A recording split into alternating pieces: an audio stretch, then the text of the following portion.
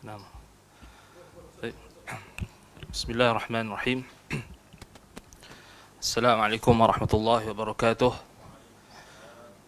Innal hamdalillah nahmaduhu wa nasta'inuhu wa nastaghfiruh wa na'udzu billahi min shururi anfusina wa min sayyiati a'malina. Man yahdihillahu fala mudilla lahu wa man yudlil fala hadiya lahu. Asyhadu an la ilaha illallah wahdahu la syarika lahu wa asyhadu anna Muhammadan 'abduhu wa rasuluh.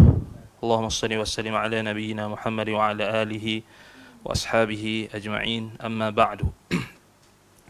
Alhamdulillah, bersyukur kepada Allah Subhanahu wa taala dengan izin dan juga nikmat daripada Allah Subhanahu wa taala kita dapat bertemu pada malam ini untuk meneruskan pengajian kitab Al-Qaulul Mufid ala Kitab At-Tauhid karangan Al-Allamah Al-Syekh Muhammad bin Salih Al-Utsaimin rahimahullahu taala.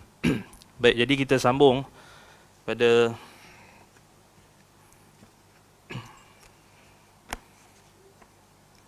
halaman yang ke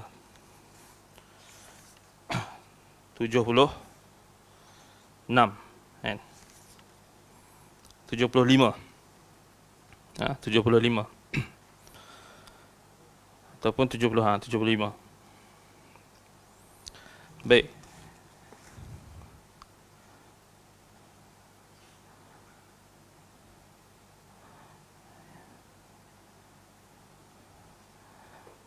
iaitulah perkataan Syekh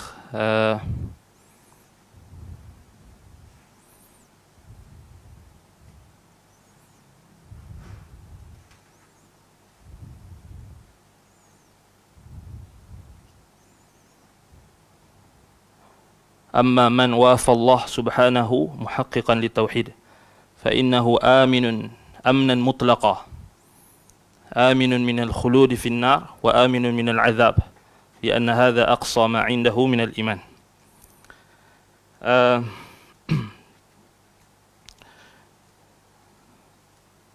Kata sini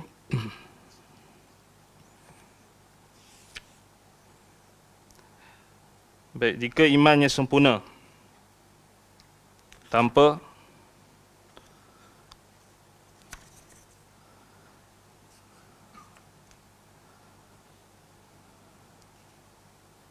tujuh puluh berapa? 74 ke 75?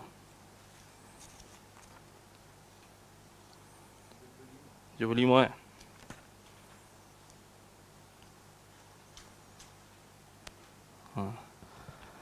Yang ada tanda dekat yang versi bahasa Arab tu. Syekh kata sini ada pun ni ada dekat terjemahan ni dia ada tertinggal ni. Dia terus masuk pada ayat ini disampaikan sebenarnya lepas pada dalil surah An-Nisa ayat 116 tu, innallaha la yaghfiru an yushraka bihi wa yaghfiru ma duna dzalika liman yasha. Ada satu lagi statement Syekh yang tak diterjemahkan. Syekh kata sini, amma man wafa Allah subhanahu muhaqqiqan li tauhid. Adapun mereka yang memenuhi janji Allah subhanahu wa ta'ala dengan mentahqiq tauhid, dengan merealisasikan tauhid, maka sesungguhnya baginya keamanan dengan keamanan yang mutlak. Fa innahu aminun amnan mutlaqah. Ada tertinggal kat sini. Kan sebelum tu kan cerita tentang orang yang melakukan dosa besar, murtakibul kabirah, al-kabair, dia berada dalam kehendak Allah kan. Kemudian Syekh bawakan dalil ayat surah An-Nisa ayat 116 tu. Lepas tu sebenarnya ada kenyataan Syekh lagi. Dalam kitab asal ada kenyataan lagi, satu perenggan. Taklah tak panjang sangat, tapi hanya 2 baris sahaja. Jadi mungkin itulah kita kata inilah terlepas pandanglah penterjemah. Baik, adapun ni yang kenyataan Syekh yang tak diterjemahkan ni, saya anda bacakan. Amma man wafa Allah subhanahu muhaqqiqan li tauhid. Adapun mereka yang memenuhi janji Allah dengan merealisasikan tauhid. Dengan merealisasikan tauhid. muhaqqiqan li tauhid. Apa maksud tahqiq tauhid? Nanti kita akan masuk bab yang khusus. Li'annaha fa innahu aminun amnan mutlaqa. Sesungguhnya dia akan mendapatkan keamanan dengan keamanan yang mutlak. Aminun minal khuludi finnar, keamanan daripada ancaman kekal di dalam api neraka. Wa aminun minal azab, dan aman daripada azab. Lianna hadha aqsa ma indahu minal iman, kerana hal ini adalah kemuncak tertinggi yang ada di sisinya berupa iman. Hadha aqsa ma indahu minal iman. Kerana hal ini, hadha tu merujuk kepada tahqiq dia terhadap tauhid. Kerana hal ini menunjukkan dia telah mencapai kemuncak daripada iman. Apa yang ada di sisinya berupa iman. Maknanya sebelum ni kan bincangkan tentang mutlaqul amn dengan amnun mutlaq kan. Jadi orang yang dapat amnun mutlaq, keamanan yang mutlak, adalah orang yang merealisasikan tauhid. Ini maknanya tak terjebak dalam syirik. Dan dia akan dapat keamanan daripada apa? Daripada rasa aman daripada ancaman daripada kekal dalam neraka, dan keamanan juga daripada azab. Kemudian barulah ayat ini disampaikan Allah sebagai keputusan perkara antara Ibrahim dan kaumnya ketika Ibrahim berkata kepada mereka. Maknanya ayat ni asalnya adalah satu bahagian daripada ayat yang ceritakan tentang bagaimana dialog Nabi Ibrahim AS dengan kaumnya, iaitulah ayat dalam surah Al-An'am ayat 81.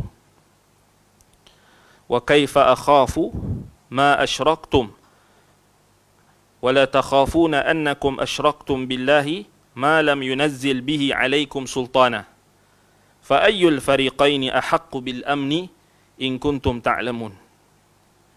Ni berkait dengan ayat mana? Ayat dalam bab ni, alladzina amanu wa lam yalbisu imanahum bizulmin. Iaitulah ayat dalam surah Al-An'am ayat 82. Jadi makna Syekh suruh kita tengok ayat yang sebelumnya.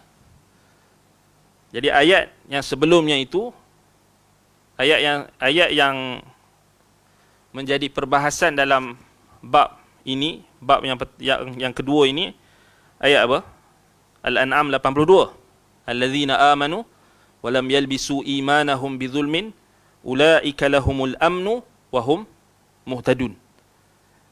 Orang-orang yang beriman dan tidak mencampur adukkan iman mereka dengan kezaliman, yakni kesyirikan, mereka itulah orang-orang yang mendapat keamanan dan mereka adalah orang yang mendapat petunjuk. Di ayat tu jangan keliru dengan ayat dalam surah An-Nisa ayat 116 tu. Itu hanya penjelasan. Penjelasan. Jadi ayat yang Al-An'am ayat 81 tu, Syekh kata ayat yang 82 itu asalnya dia adalah apa? Dialog.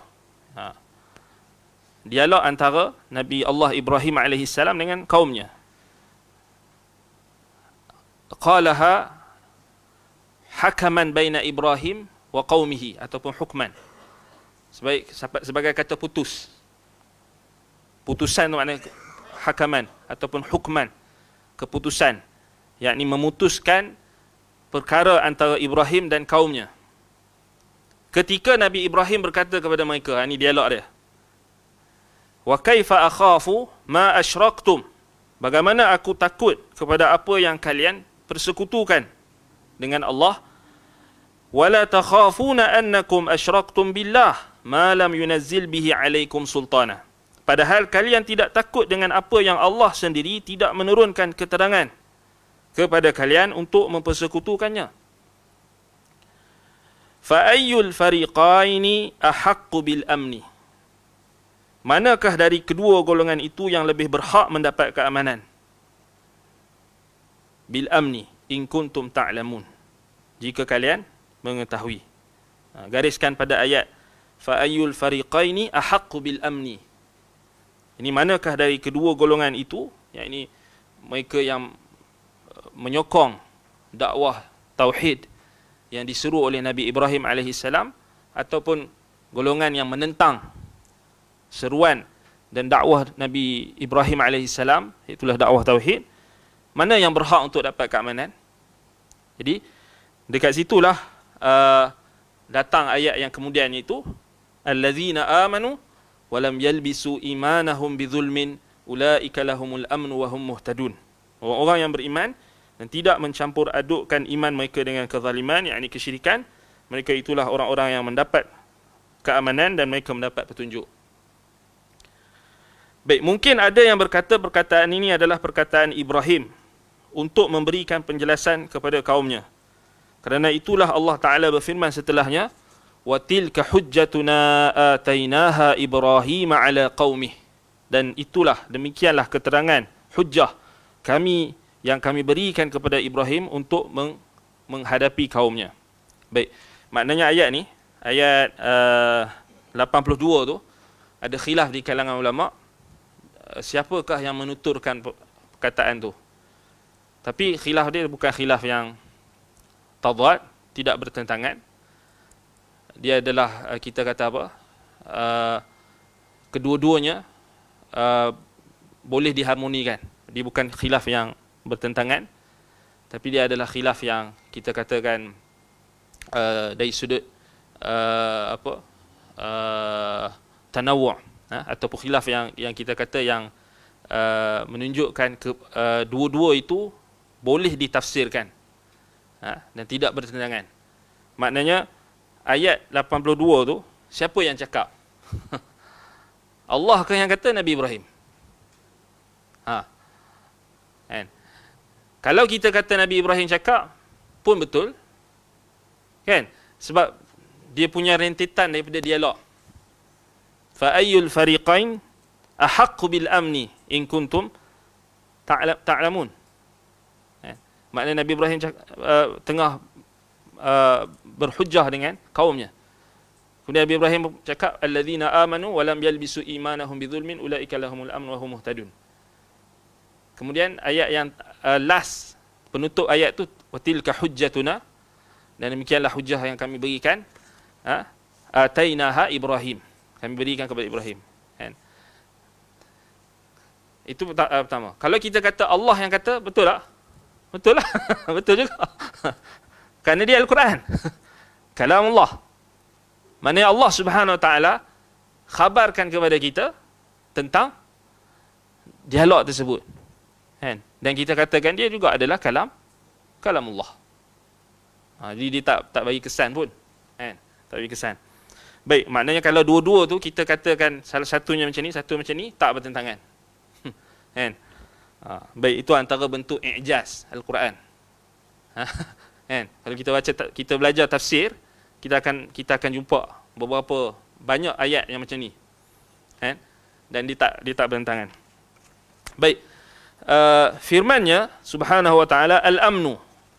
Al-amnu. Qauluhu al-amnu al fiha lil jinsi. Yakni al kat situ alif lam, hamzah dengan lam tu. Al pada perkataan al-amnu merujuk kepada jenis, lil jinsi. Walihadza fassarna al-amna imma annahu amnun mutlaqun wa imma annahu mutlaqu amn hasba az-zulmi alladhi talabbasa bihi. Jadi atas dasar alif lam di situ adalah lil jins, yakni untuk menunjukkan jenis, maka kata Syekh, kita tafsirkan kata al-amnu itu bahawa ia boleh bererti rasa aman yang mutlak. Rasa aman yang mutlak, yakni sempurna, atau kemutlakan rasa aman, mutlaqul amn, yakni rasa aman yang tidak mutlak. Sesuai dengan kezaliman yang mencampurinya. Maknanya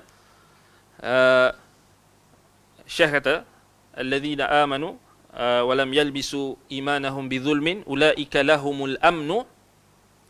Jadi alif lam dekat situ al merujuk kepada lil jins. Jadi dia boleh ditafsirkan dengan dua-dua.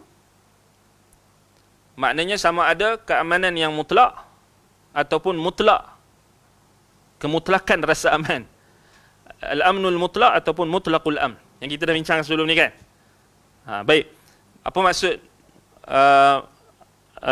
mutlaqul amn dengan amnul mutlak? Amnul mutlak, aman yang mutlak maknanya sempurna. Yakni orang yang merealisasikan tauhid, maknanya dia akan mendapat keamanan yang mutlak.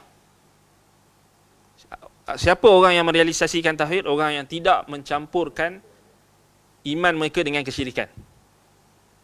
Yang itu akan dibahaskan dalam bab man haqqaqa tauhid dakhala al-jannata bighairi hisabin wala azab nanti. Bab yang ke berapa? 3. Ataupun seterusnya.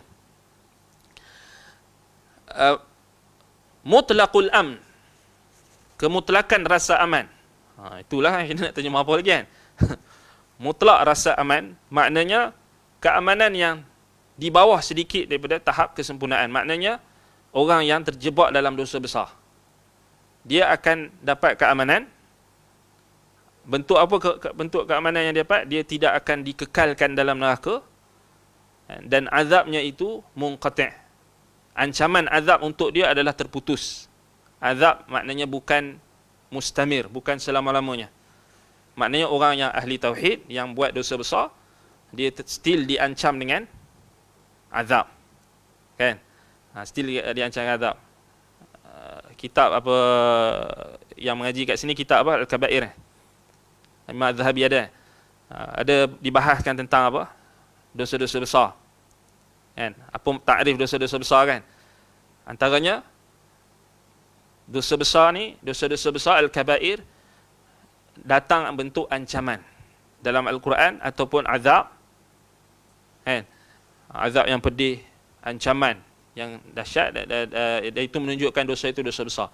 Jadi orang yang terjebak, ahli tauhid yang terjebak dalam dosa besar, dia dapat tak keamanan?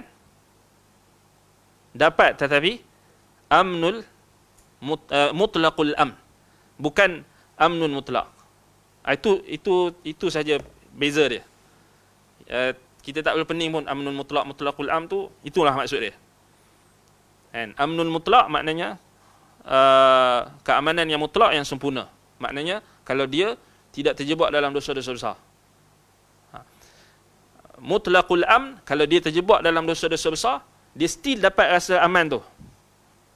Dalam keadaan dia diancam dengan azab, tapi dia masih lagi mendapat jaminan keamanan.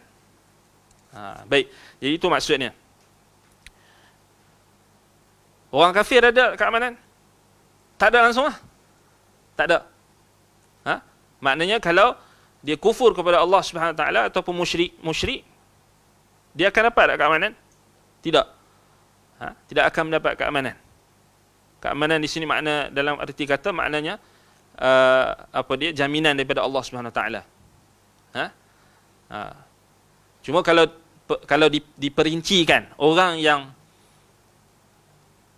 terbuka untuk menerima Islam, dia dapat tak keamanan? Dia dah dapat tempias keamanan. Kan? Orang yang berminat kepada Islam, contohnya kita katakan ada orang kafir, dia dengar azan. Dia dengar azan tu dia tak faham pun, tapi dia kata aku dengar azan ni, tenang. Itu apa? Aman tak? Tapi aman, tapi bukan aman yang sempurna, bukan juga bukan amnul mutlak, bukan mutlaqul amn, tapi dia adalah atharul amn, kesan keamanan tu. Apa lagi contoh akhlak yang mulia? Akhlak yang mulia yang ditunjukkan oleh orang Islam kepada orang bukan Islam. Misalnya orang kafir tu, dia tengok orang Islam buat baik kat dia. Lepas tu dia tertarik dengan Islam. Itu athar, kesan daripada iman. Kesan daripada iman. Dia maknanya dia mukadimah, dia nak dapat Islam lah tu. Sebab tu kita kena jaga akhlak. Takut kita jadi asbab orang tak mau masuk Islam. Na'udzubillah. Banyak dah asatizah kita cerita macam mana ada orang yang tak mau masuk Islam pasal dia tengok orang Islam tu tidak berakhlak atau menunjukkan contoh yang tidak baik. Wallahul musta'an. Baik.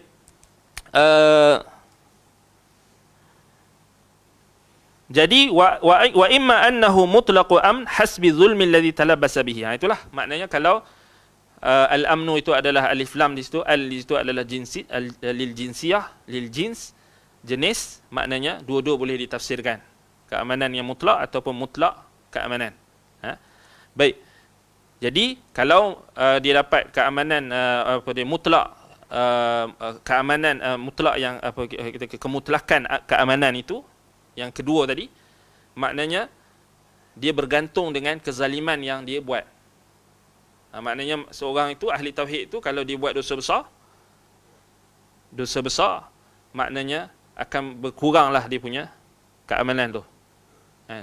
Jadi contohnya kita katakan, apa kesan daripada orang yang buat dosa?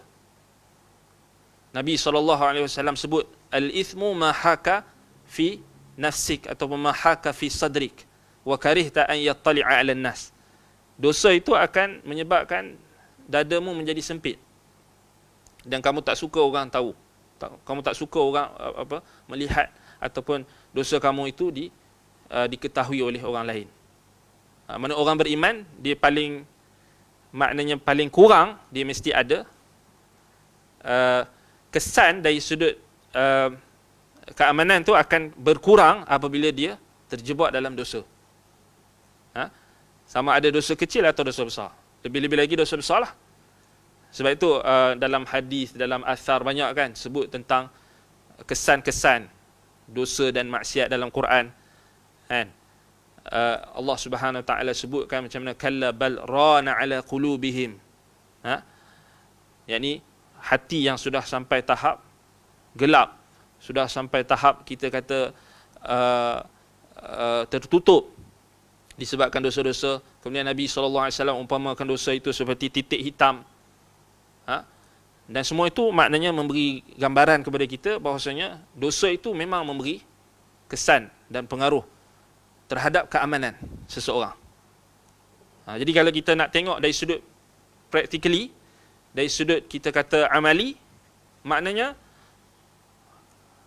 yang nak disampaikan oleh Syekh ni, bahasa yang mudahnya, kalau kita mentauhidkan Allah, berusaha untuk menjauhkan diri kita daripada dosa-dosa besar dan dosa-dosa kecil, ataupun kita melazimi istighfar, melazimi taubat, kerana kita tahu kita tak akan terlepas daripada dosa-dosa kecil dan dosa-dosa besar, maknanya itu yang akan menjamin keamanan kita.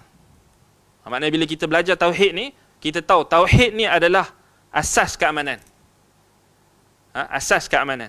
Dan yang akan mempengaruhi kekuatan tauhid, keamanan yang ada dalam diri kita dan masyarakat dan juga keluarga kita dan semualah, adalah sejauh mana tahap kedekatan kita kepada Allah Subhanahu Wa Taala, taqarrub kita kepada Allah, ibadah kita kepada Allah Subhanahu Wa Taala, dan usaha kita untuk menjauhi perkara yang dilarang dan dibenci oleh Allah Subhanahu Wa Taala. Sebab itu anda teringat tafsir daripada guru kami di Madinah dulu, Syekh Su'ud Da'jan hafizahullah, bila beliau ulas tentang ayat ni, alladzina amanu wa lam yalbisu imanahum bizulmin ulaika lahumul amnu wa hum muhtadun. Al-amnu, kata beliau, keamanan di sini maknanya keamanan yang umum, semua bentuk keamanan. Termasuk tak keamanan dalam negara? Sudah tentu keamanan dalam negara. Kerana al-amnu al kat situ lil jins. Maknanya Syekh Su'ud Da'jan hafizahullah guru akidah di Universiti Islam Madinah, dia sebut ayat ni maknanya dia umumkan lagi. Sekarang ni kita baca Qaulul Mufid ni, Syekh memang fokus pada ayat ni untuk ceritakan tentang mutlaqul amn dengan amn mutlaq. Tapi sebahagian ulama dia umumkan lagi. Maknanya macam kita zoom in dengan zoom out. Faham? Maknanya kita zoom out lah kan. Zoom out kita besarkan lagi. Konteks dia maknanya keamanan. Maknanya tauhid ini akan menjamin keamanan bukan setakat individu, bukan setakat diri kita, bahkan masyarakat, keluarga, masyarakat dan juga negara. Jadi kalau kita lihat, cuba kita lihat bagaimana negara yang kurang masalah yang berkait dengan penyelewengan dalam tauhid. Macam kita bagi contoh sebelum ni, macam di Arab Saudi. Ya, maksiat ada. Memang kita tak nafikan maksiat ada. Kekurangan, ketidaksempurnaan mesti ada. Tetapi bila ada tauhid, maka keamanan yang lebih umum itu akan meliputi. Dari sudut kita tengok macam negara kita ni, kes ilmu hitam, sihir, santau masih lagi ada.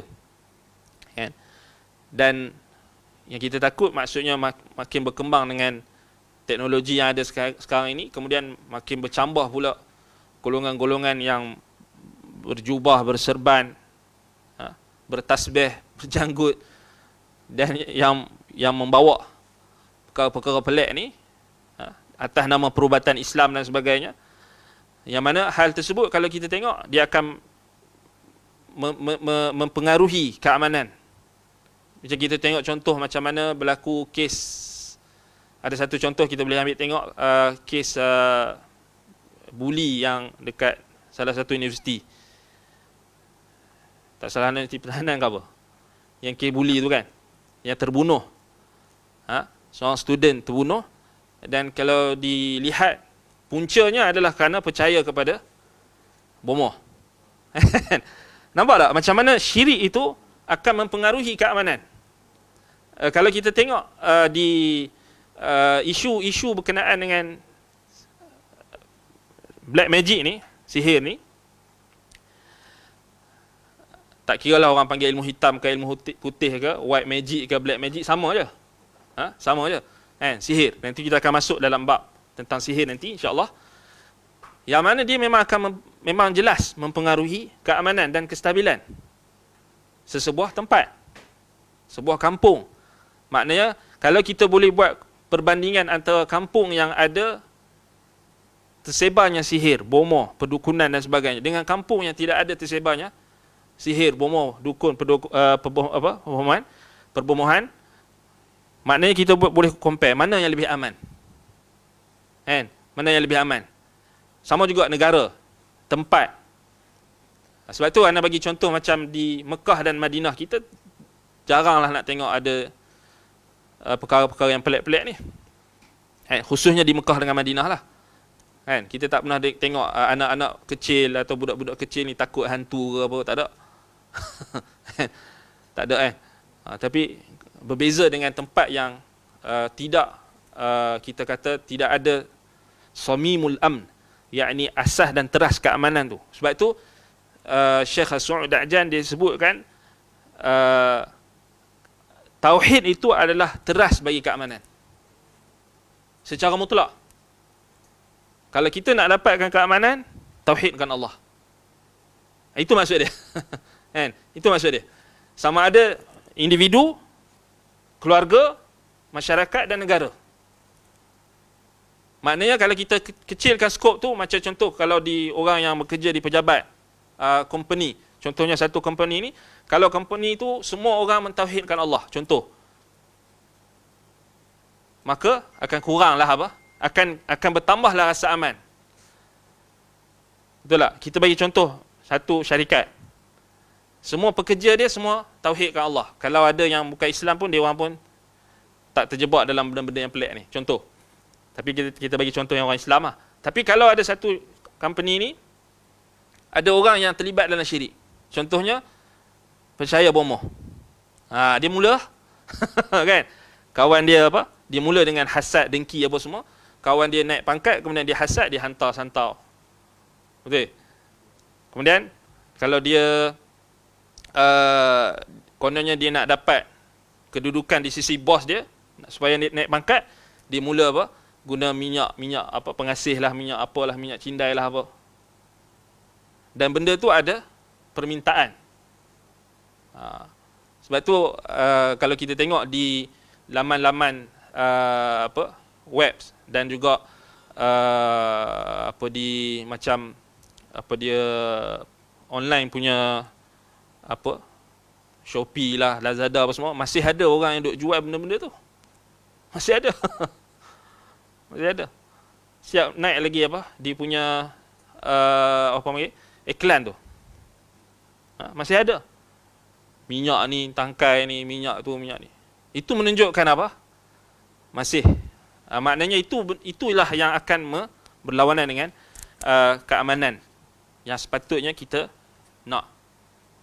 Itu kita kena faham. Baik.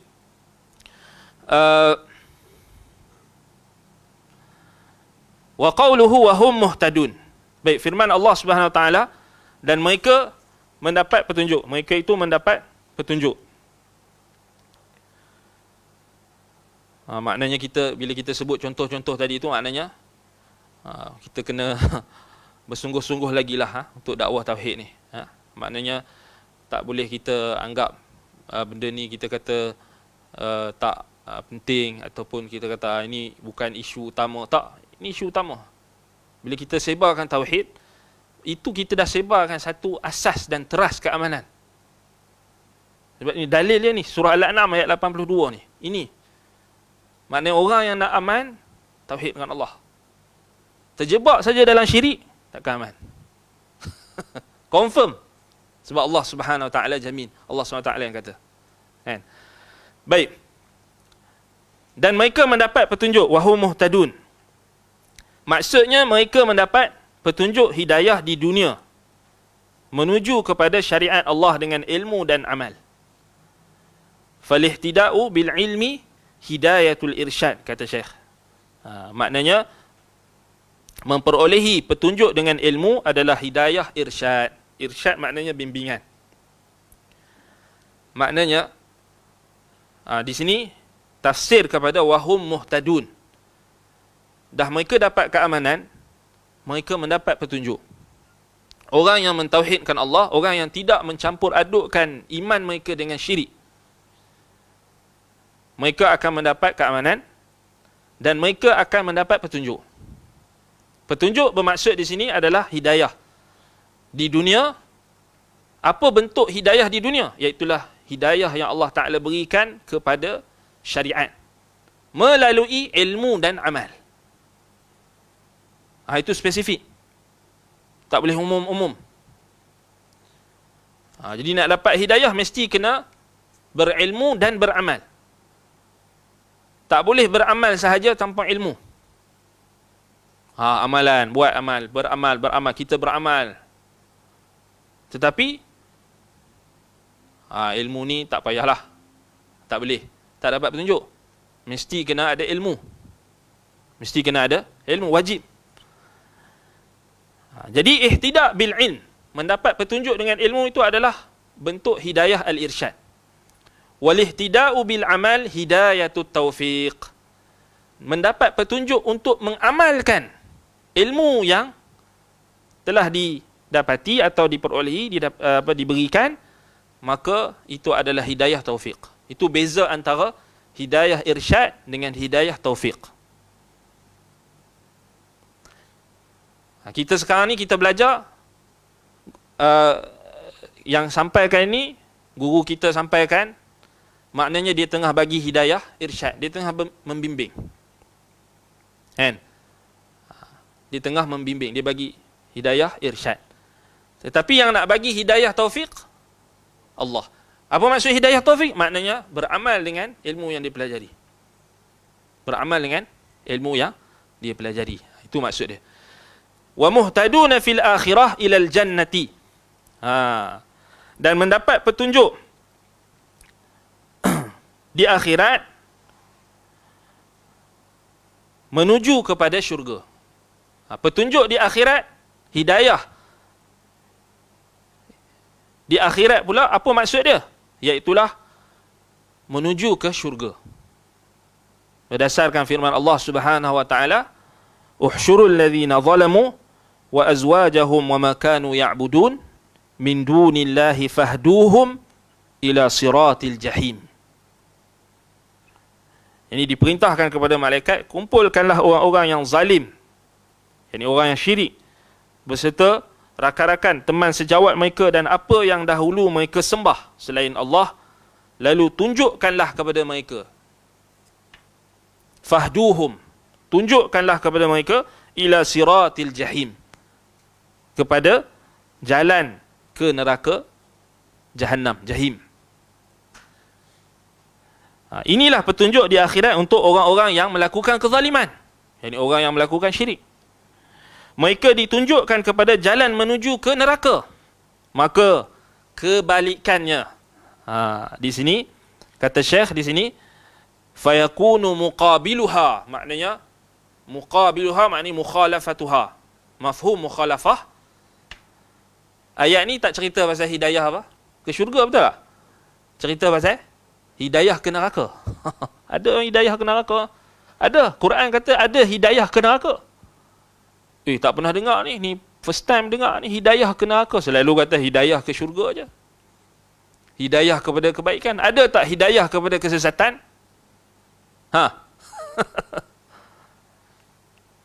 Kalau ayat ini menunjukkan Allah menggunakan istilah hidayah, maknanya Allah kata fahduhum ila siratil jahim. Allah kata kat malaikat, hidayahkan kepada mereka, makna tunjukkan kepada mereka jalan neraka Jahannam, jalan menuju kepada neraka Jahannam. Jadi Syekh gunakan mafhum mukhalafah, maknanya ayat ni cerita pasal orang-orang yang zalim akan ditunjukkan oleh malaikat jalannya ke neraka. Mafhum mukhalafah atau muqabiluha, keterbalikannya, maknanya yang sebaliknya, orang-orang yang mentauhidkan Allah, orang-orang yang beriman akan ditunjukkan jalan ke syurga. Ini di akhirat. Boleh tak kita kaitkan dengan di dunia? Maknanya kalau orang yang zalim, orang yang syirik, orang yang buat syirik kepada Allah ni, dia akan ditunjukkan jalan ke neraka. Boleh tak kita fahami di dunia juga dia akan ditunjukkan kepada jalan yang boleh membawa kepada neraka, yakni kemaksiatan, kesyirikan, dosa dan jalan yang dimurkai oleh Allah Subhanahu Wa Taala? Ya, kerana itulah yang kita minta lindung. Ihdinas siratal mustaqim. Kita minta apa? Allah hidayahkan kita jalan yang lurus di dunia dan di akhirat. Siratal ladzina an'amta alaihim ghairil maghdubi alaihim waladdallin. Jadi kita minta jalan orang yang Allah bagi nikmat, yakni jalan Nabi dan sahabat, orang-orang beriman, minan nabiyyin was-siddiqin wasyuhada'i was-salihin. Bukan ghairil maghdubi alaihim, bukan jalan orang yang engkau murkai, yakni Yahudi, dan ad-dallin, yakni orang Nasrani. Yahudi, mereka dimurkai kerana mereka tidak mengamalkan ilmu mereka. Mereka ada ilmu tapi mereka tidak beramal. Nasrani, mereka dal, mereka sesat sebab mereka beramal tanpa ilmu. Beramal tanpa ilmu. Baik. Sebab dalilnya, maknanya kita boleh katakan ayat ni menunjukkan orang-orang yang memilih jalan kesesatan di dunia ini, mereka juga dimudahkan oleh Allah untuk memilih jalan tersebut. Maknanya Allah tunjukkan, dah mereka pilih jalan tersebut, Allah tunjukkan. Tapi kita tak sebut hidayah lah. Tetapi ada tak dalil yang menunjukkan Nabi SAW memaksudkan dengan makna tersebut? Ada. Antaranya, Nabi menggunakan perkataan pendakwah. Dalam hadis Huzaifah bin Al-Yaman radhiyallahu an, Yang mana Nabi SAW ketika menyifatkan golongan yang tidak bersunnah dengan sunnah Nabi dan tidak berpetunjuk dengan petunjuk Nabi SAW, mereka menyeru manusia kepada jalan tersebut. Nabi kata, du'atun ala abwabi jahannam. Mereka adalah pendakwah-pendakwah yang menyeru manusia di atas pintu-pintu neraka jahannam. Wal'iyadzubillah. Maknanya, boleh tak kita gunakan apa? Hidayah tu juga, kalau orang itu dia pilih kepada jalan keburukan, dia akan dapat petunjuk kepada jalan keburukan. Tapi selalunya tak gunalah. Tapi boleh tak? Sebab ni malaikat Allah kata fahduhum ila siratil jahim. Maknanya dalam hadis Huzaifah, Nabi kata du'atun ala abwabi jahannam, maknanya mereka menyeru kepada pintu-pintu neraka jahannam, jalan-jalan yang membawa kepada kebinasaan. Tapi jaranglah orang kata kan, saya meminta hidayah untuk sesat. Tak ada. Tak boleh kan? Hidayah tu bila dah terjemah dalam bahasa kita, memang dia akan jadi positif saja. Tapi dalam bahasa Arab dia tidak. Sebab tu penting belajar bahasa Arab. Penting kita kena tahu bahasa Arab supaya orang tak mudah tipu kita. Ini letak sikit nama pendakwah kan, letak sikit nama da'i sekian, kemudian kita terpedaya kan? Mudah terpedaya dengan bahasa, dengan istilah yang dipermainkan, dimain-mainkan atau diambil kesempatan. Wallahul musta'an. Baik. Jadi kata Syekh dekat sini, hadhihi hidayatul akhirah wa hiya lil ladzina zalamu ila siratil jahim. Dan inilah hidayah akhirat yang Allah berikan kepada orang-orang yang zalim menuju kepada siratil jahim, yakni jalan neraka jahannam. Fayakunu muqabiluha anna lil ladzina amanu wa lam yadhlimu yahduna ila siratin na'im. Maka lawannya, maka menjadilah muqabiluha, lawannya, orang-orang yang beriman dan mereka tidak menzalimi diri mereka. Maknanya mereka yang tidak mencampur adukkan keimanan mereka dengan kezaliman, yakni kesyirikan, mereka itu akan mendapat petunjuk ke jalan yang penuh kenikmatan, iaitulah syurga, siratin na'im. Baik. وقال كثير من المفسرين في قوله تعالى أولئك لهم الأمن أن الأمن في الآخرة والهداية في الدنيا. Sebahagian ataupun majoriti di kalangan mufassirin, ulama tafsir, ketika menjelaskan firman Allah Ta'ala ulaika lahumul amn, bagi mereka itu keamanan. Majoriti ulama tafsir kata keamanan itu di akhirat dan hidayah itu di dunia. Was-shawab, kata Syekh, yang tepat, yang benar, annaha ammatun binisbati lil amni wal hidayah fid dunya wal akhirah. Yang tepat, yang benar, keamanan itu umum, yang macam kita sebutkan sebelum ni. Ammatun maknanya umum, dari dilihat dari sudut keamanan dan hidayah itu di dunia dan di akhirat. Macam kita bagi contoh tadi, keamanan tadi. Maknanya di umum. Bukan maksudnya aman itu di akhirat saja, di dunia tak dapat keamanan, atau di dunia hanya dapat hidayah, di akhirat dapat keamanan. Mungkin yang dimaksudkan dengan maksud tersebut keamanan yang mutlak.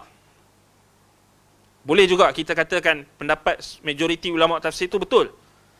Maksudnya keamanan yang mutlak, tak ada langsung rasa takut. Kat mana? Kat akhirat lah.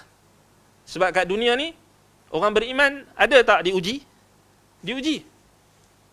Kan? Diuji. Ya Allah Ta'ala uji dengan rasa takut. Betul tak? Jadi, dua-dua boleh. Kita kata dua-dua tu tak bercanggah. Cuma, Syekh Al-Utsaimin, beliau kata lebih umum. Lebih umum tu kita nak bagi faham yang keamanan yang dari sudut Yang keamanan yang lebih luas. Rasa aman tu memang tak boleh nak nafikan lah. Maknanya bagi ahli tauhid di dunia dan di akhirat. Sama juga petunjuk di dunia dan di akhirat. Baik. Munasabatul ayah litarjamah. Kaitan ayat dengan tajuk bab ataupun judul bab. Inilah dia punya intipati. Dia punya intisari dan intipati yang kita nak kena lihat untuk kita faham bab ini. Anna Allah athbata al-amna liman lam yushrik. Walladhi lam yushrik yakunu muwahhidan. Fadalla ala anna min fadail at-tauhid istiqrarul amn. Allah menetapkan rasa aman untuk orang yang tidak melakukan syirik. Orang yang tidak melakukan syirik adalah ahli tauhid. Muwahhid. Dengan demikian ayat di atas menunjukkan bahawa di antara keutamaan tauhid adalah tercapainya rasa aman, ketetapan rasa aman, istiqrarul amn. Tetapnya rasa aman. Rasa aman tu apa? Yang kita sebut tadi. Sama ada aman yang mutlak ataupun mutlaqul amn, ataupun aman yang lebih umum lagi. Cuba kita banding beza antara kita sebelum kenal tauhid dengan sebelum kita kenal tauhid. Kita boleh beza sendiri hidup kita, betul tak? Rasa beza tak? Semua orang akan dapat rasa beza. Cuba bezakan masa jahiliah kita dengan masa kita kenal dah tauhid. Sebab tu nikmat tauhid ni nikmat yang tidak ada tolak bandingnya. Nikmat yang paling besar sekali. Nikmat yang paling besar, nikmat tauhid. Sebab tu kita kena bersyukur dengan kesyukuran yang kalau kita kata tak boleh kita nak, maknanya tauhid ni tak boleh nak dinilai dengan nilai apa pun dekat dunia ni. Sebab itu kalau kita tengok wasiat-wasiat ulama salaf, antaranya Sufyan Ats-Tsauri, Ibn Uyainah dan ramai lagi, kan, bila ditanya oleh murid-murid mereka, apa yang paling kamu takut? Mereka tak kata kami takut dosa dan maksiat, tak. Mereka kata kami takut an uslibat tauhid. Kami takut kami akan dicabut daripada tauhid. Akan ditanggalkan tauhid itu daripada diri kami. Sebab apa? Kalau tanggal tauhid, kalau Allah cabut tauhid, habis. Habis. Itu fiqh salaf. Tak salah anda Sufyan Ats-Tsauri perkataan itu. Kata, apa yang paling kau takut? Maknanya selalu orang akan kata takut dosa, takut maksiat. Okey, fine, tak ada masalah. Memang kita kena takut. Tetapi kemuncak bagi segala ketakutan yang ditunjukkan oleh ulama salaf, mereka takut dicabut tauhid tu. Maknanya apa? Kalau cabut tauhid, habis lah. Habis teras asas keamanan dunia akhirat, habis terus.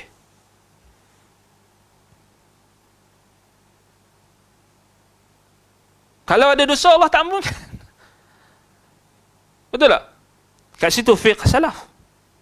Sebab itu kenapa dakwah para nabi dan rasul, mereka menyeru yang pertama sekali dan paling utama, manifesto utama mereka mengajak kepada tauhid.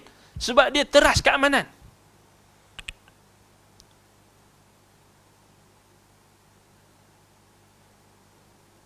Sebab itu bila Nabi SAW utuskan Mu'adh, pertama sekali dia suruh apa? Suruh tauhid, dakwah tauhid.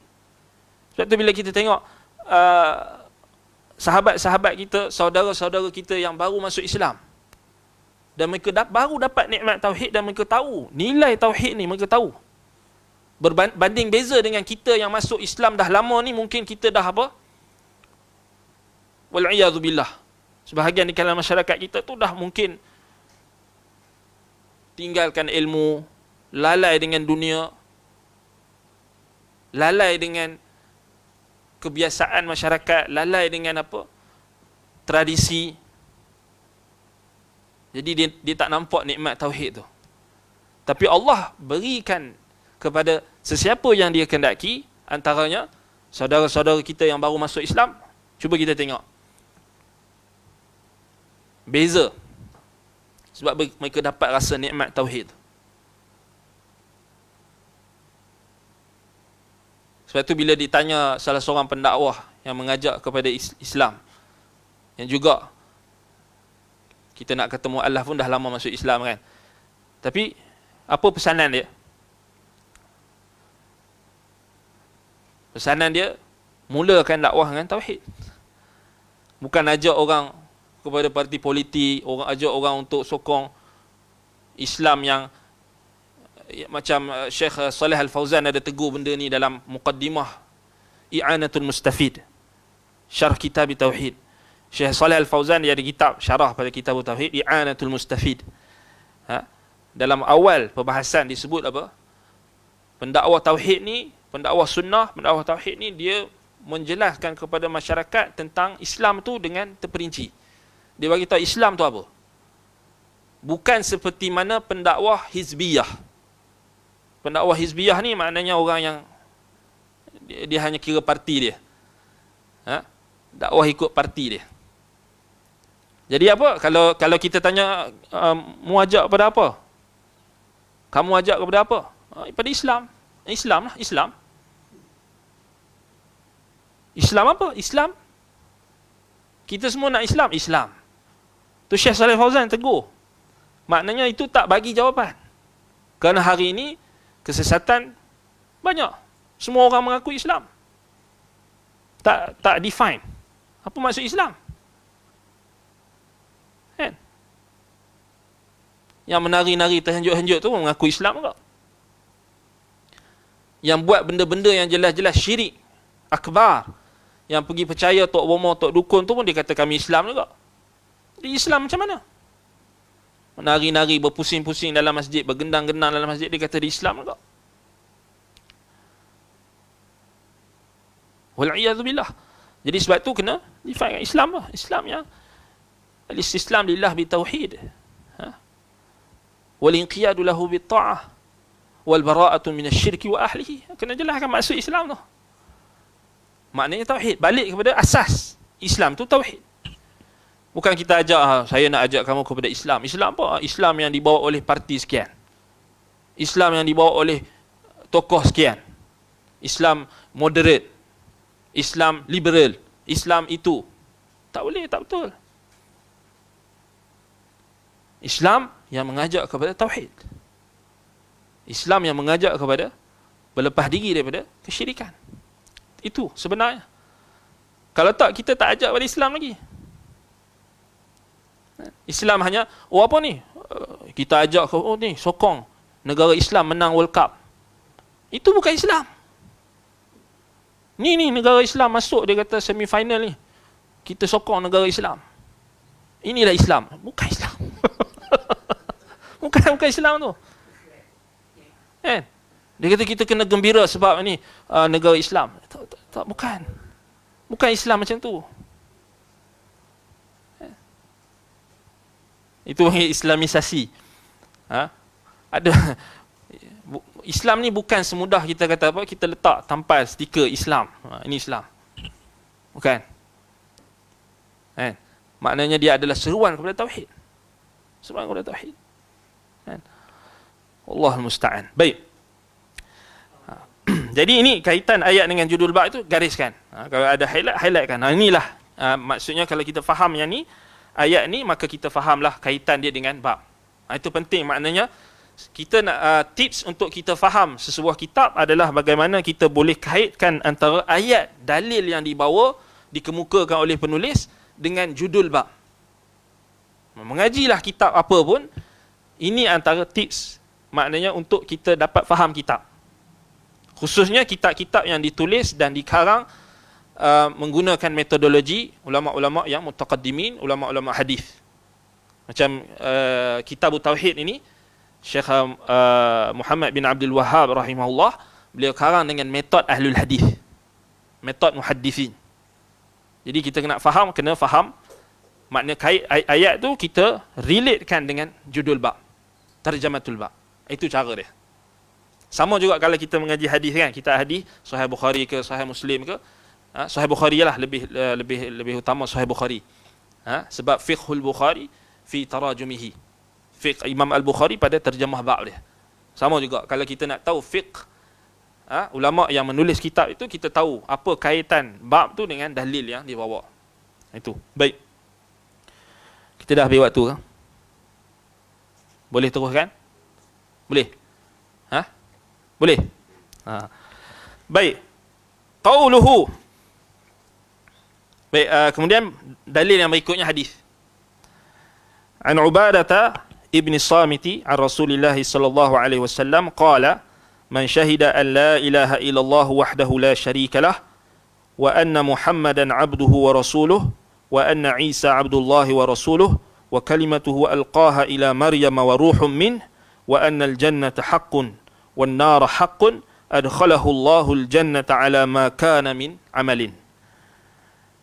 Diriwayatkan daripada Ubadah bin As-Samit radhiyallahu anhu, daripada Rasulullah sallallahu alaihi wasallam bersabda, baginda bersabda, barang siapa yang bersaksi bahawa tidak ada ilah yang berhak diibadahi dengan benar kecuali Allah semata, tidak ada sekutu baginya, bahawa Muhammad adalah hamba dan rasulnya, bahawa Isa adalah hamba Allah dan rasulnya, serta kalimatnya yang dia sampaikan kepada Maryam dan ruh daripada ciptaannya, syurga benar adanya dan neraka benar adanya, maka Allah akan memasukkannya ke dalam syurga walaupun apa bentuk amalannya. Maka min amalin. Baik. Jadi kata Syekh, man syahida an la ilaha illallah, asy-syahadah la takunu illa an ilmin sabiq. Baik. yakni pada sabda Nabi SAW, barang siapa bersaksi bahawa tidak ada ilah yang berhak disembah kecuali Allah, syahadah, yakni kesaksian, hanya ada berdasarkan ilmu pengetahuan yang sudah ada sebelumnya. Syahadah mesti didahului dengan ilmu yang mendahuluinya. Persaksian tak boleh berlaku melainkan kena ada ilmu. Kan? Baik. Dan Allah Ta'ala berfirman, dalilnya dalam surah Az-Zukhruf ayat 86. Illa man syahida bil haqqi wa hum ya'lamun. Itu dalil dia. Kecuali orang-orang yang mengakui yang hak, yakni tauhid, dan mereka mengetahui, meyakini, mengetahui, ya'lamun. Baik. Ilmu tersebut boleh berupa ilmu yang dipelajari, dan boleh juga berupa ilmu yang bersifat naluriyah. Naluriyah maknanya apa? Dalam bahasa Arab disebut ghariziyan. Ghariziyan. Ilmu yang maknanya fitrah. Yang Allah Ta'ala dah bekalkan kepada kita, itu maksud fitrah. Sebab itu Syekh berdalilkan dengan ilmu fitrah ni, maknanya yang dah sedia ada Allah Ta'ala bekalkan kepada kita semenjak penciptaan. Dalilnya hadis Nabi SAW, kullu mauludin yuladu alal fitrah. Maknanya itu ilmu yang naluriyah. Maknanya Allah Ta'ala dah cipta setiap kita ni lahir ke dunia ada fitrah. Fitrah ditafsirkan oleh ulama maknanya Islam.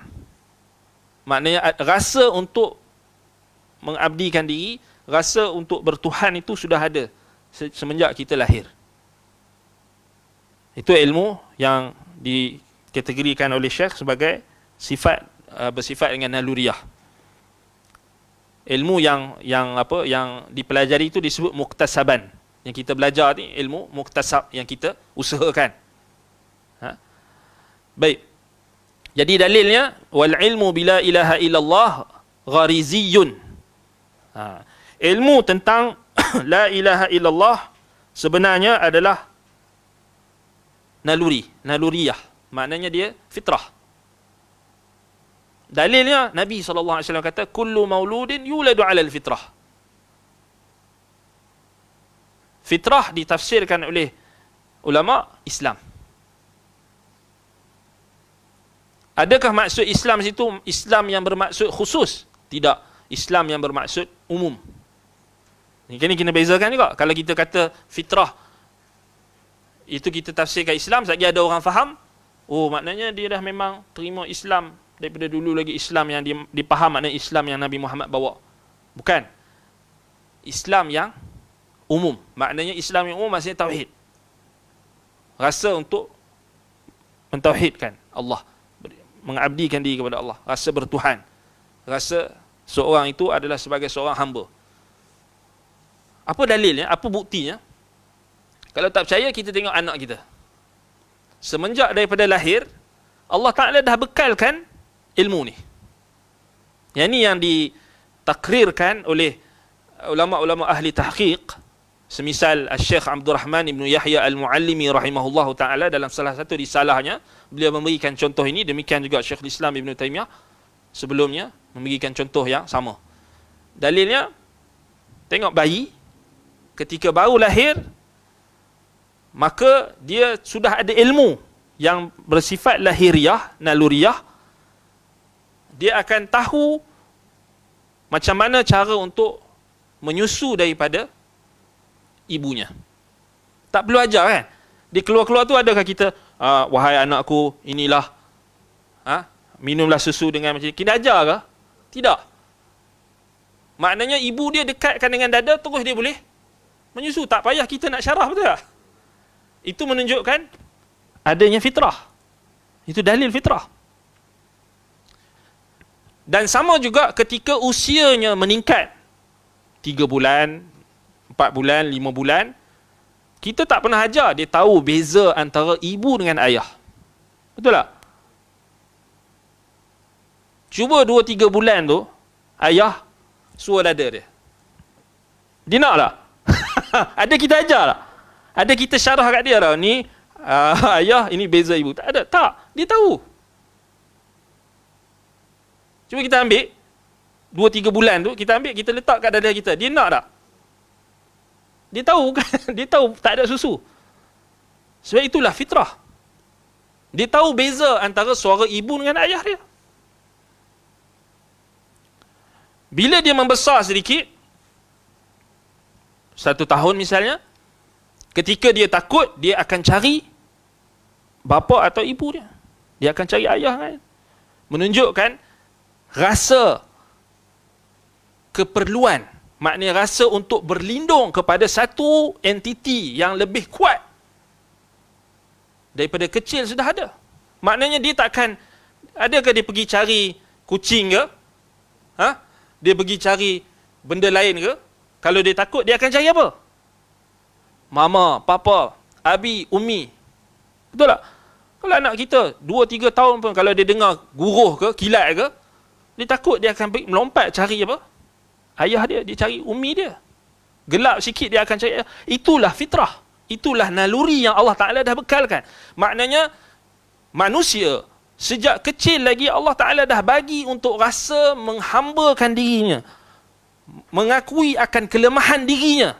Dan berlindung dengan satu zat yang lebih kuat daripadanya. Dalam konteks anak-anak kecil, dia mencari orang yang lebih besar daripada dia. Kalau dia tengok 3 tahun, dia tengok abang dia 4 tahun sama badan dengan dia pun, dia takkan pergi. Dia akan cari yang lebih besar. Dia tahu beza. Tapi kalau abang dia tu dah 6 tahun, dia baru 1 tahun, dia akan tahu juga. Dia nak cari siapa dia nak mengadu. Dia boleh beza. Tanpa kita perlu ajar. Betul tak? Itu fitrah. Itu kita kata contoh yang jelas. Rasa untuk mencari satu zat yang lebih kuat untuk diminta untuk minta perlindungan. Tiba-tiba dah besar, bodoh pergi minta kat pokok. Kan? Fitrah apa? dah tua bangka pergi minta kat pokok. Itu kita bodoh. Terpaksa kata bodoh kan? Kan bodoh kasar. Tak tahu nak kata apa dah. Tak kira orang kata, oh ustaz suka cakap bodoh pula. Tak tahu lah. Kan? Cakap bodoh jadi isu sekarang. Mungkin terlampau banyak cakap kot. Sikit-sikit tak apa kot. Tapi kita nak cakap apa lagi? Itu sebut sebenarnya apa dia, yarghabu wa man yarghabu an millati Ibrahim illa man safiha nafsah. Orang yang bencikan tauhid, orang yang tak suka kepada tauhid, orang yang tak mau ikut tauhid, dia memperbodohkan diri dia sendiri. Pergi minta dekat wali, pergi minta dekat ni. Budak kecil pun ada tauhid. Maknanya Allah Ta'ala dah bagi fitrah. Itulah maksud naluriyah tu, fitrah tu. Itu contoh yang kita boleh berikan. Baik, jadi kita berhenti setakat ini. InsyaAllah kita akan sambung. Maknanya kita sambung pada halaman 78. Ataupun 78 tu kita akan bincang pada an mukhaffafah tanpa tasydid tu kita akan bincangkan pada kelas akan datang. Naktafi bihadzal qadar. Aqulu qawli hadza wa astaghfirullah li wa lakum. Subhanakallahumma wa bihamdika asyhadu an la ilaha illa anta astaghfiruka wa atubu ilaik. Sallallahu ala Muhammadin wa ala alihi wa sahbihi wa baraka wa sallam. Alhamdulillah rabbil alamin. Wassalamu alaikum warahmatullahi wabarakatuh.